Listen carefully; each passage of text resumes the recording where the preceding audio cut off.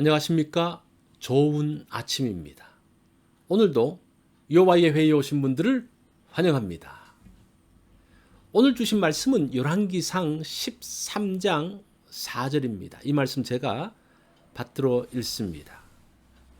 여로보암 왕이 하나님의 사람이 베델에 있는 제단을 향하여 외쳐 말함을 들을 때에 제단에서 손을 펴며 그를 잡으라 하더라. 그를 향하여 편 손이 말라 다시 거두지 못하며. 오늘 말씀의 제목은 시들어가는 왕국입니다. 꽃병에서 말라 밖에 벌어진 꽃은 살릴 수 없습니다.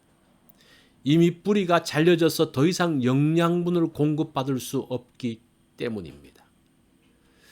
그것이 바로 여로보암 왕국의 모습입니다. 그것이 1절에 나옵니다. 보라, 그때에 하나님의 사람이 여호와의 말씀으로 말미암아 유다에서부터 베델에 이르니 마침 여로보암이 제단 곁에 서서 분향하는지라. 여로보암은 자신이 만든 베델의 단에서 분향하고 있습니다. 그때 하나님께서 보내신 사람이 유다로부터 왔습니다.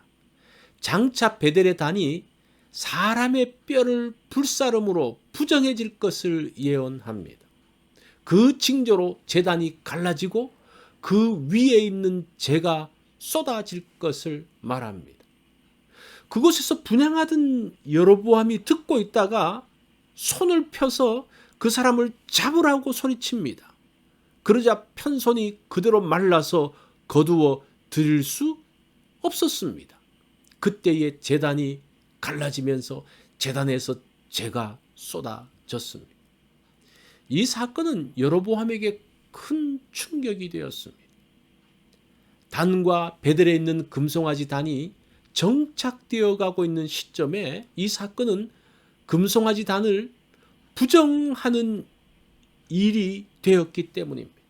단이 갈라지고 재가 쏟아진 것은 제사가 연납되지 않았음을 상징합니다. 여로보암의 손이 말라지고 제단이 갈라진 것은 여로보암 왕국이 말라서 시들어감을 보여주는 사건입니다. 2절 말씀을 봅니다. 하나님의 사람이 제단을 향하여 여호와의 말씀으로 외쳐 이르되 제단아 제단아 여호와께서 이와 같이 말씀하시기를 다윗의 집에 요시야라 이름하는 아들을 낳으리니 그가 내 위에 분향하는 산당 제사장을 내 위에서 제물로 바칠 것이요 또 사람의 뼈를 내 위에서 사르리라 하셨느니라 하고. 하나님의 사람은 여로보암이 세운 베델의 단이 유다 왕국의 요시야를 통해 파괴될 것을 예언합니다. 산당의 제사장을 제물로 제사하고 사람의 뼈를 이 단에서 사를 것이라고 합니다. 실제 이 예언은 약 300년 후에 이루어집니다.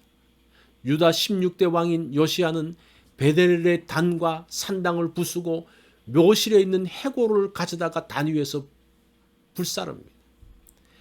베델의 단을 부정하게 만들고 완전히 파괴시켜 버립니다.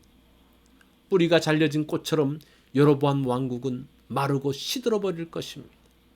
뿌리가 잘린 꽃은 바로 시들지 않습니다. 얼마 동안은 아름다운 모습을 간직합니다. 그러나 더 이상 영양 공급을 받지 못하면 뿌리가 잘린 순간부터 말라가고 있습니다. 시간이 흐르면서 완전히 죽게 됩니다. 하나님을 떠난 여로보암 왕국은 더 이상 하나님의 은혜를 공급받지 못하므로 말라가기 시작합니다. 아직은 왕국의 모습을 갖추고 있지만 이미 시들어가기 시작합니다. 그것을 하나님께서 보여주십니다. 꽃이 시들고 죽게 될 것이라는 것은 겉모습으로는 알 수 없습니다. 뿌리를 보아야 정확하게 알 수 있습니다. 왕국의 겉모습을 가지고 미래를 진단할 수 없습니다. 사람의 겉모습을 가지고 앞날을 말할 수 없습니다. 그 뿌리가 어떠한지를 보아야 합니다. 강력한 왕국도 하나님의 공급을 받지 못하면 무너져 버립니다. 화려한 인생도 하나님과 관계가 단절되면 말라 버립니다. 현재 잘 나가는 것으로 괜찮다고 해서는 안 됩니다. 오늘 나의 뿌리를 점검하기 원합니다. 하나님과의 관계를 점검하기 원합니다.